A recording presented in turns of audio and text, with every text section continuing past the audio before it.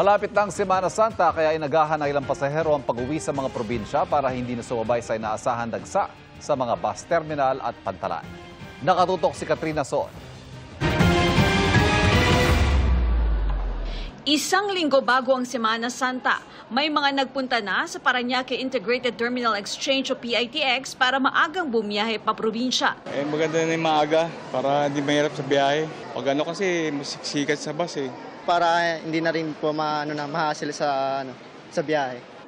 Naghahanda na ang PITX lalo't inaasahan nilang aabot sa 2.3 million passengers ang daragsa simula Miyerkules, April 9 hanggang matapos ang Semana Santa. Ang peak daw nito inaasahan sa Miyerkules Santo o Huwebes Santo. Pinaghahandaan na natin yung enough supply ng mga pampublikong sasakyan natin. Dahil nga mataas yung demand.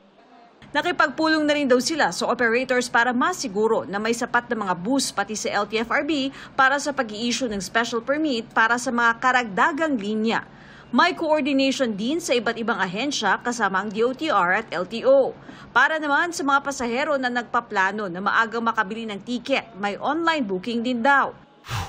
Sa Manila Northport, may mga maaga na ring nagsiuwian sa probinsya dahil mas mahihirapan daw sila pag sumabay sa dagsa ng mga pasahero. Inagahan ko na po para hindi ako makasabay sa mga maraming tao. Mahirap na sumakay sa sunod linggo Holy Week na May mga pasahero na rin sa isang terminal sa Lawag, Ilocos Norte. Mahigpit ang seguridad sa Batangas Port na as of 12 noon ay may halos 4,000 pasahero ngayong araw ayon sa Philippine Ports Authority o PPA. Sa datos ng Philippine Coast Guard, kadalasang umaabot sa 25,000 na mga bumibiyahe palabas ng Batangas Port tuwing Semana Santa. Para sa GMA Integrated News, Katrina Son, nakatutok, 24 oras.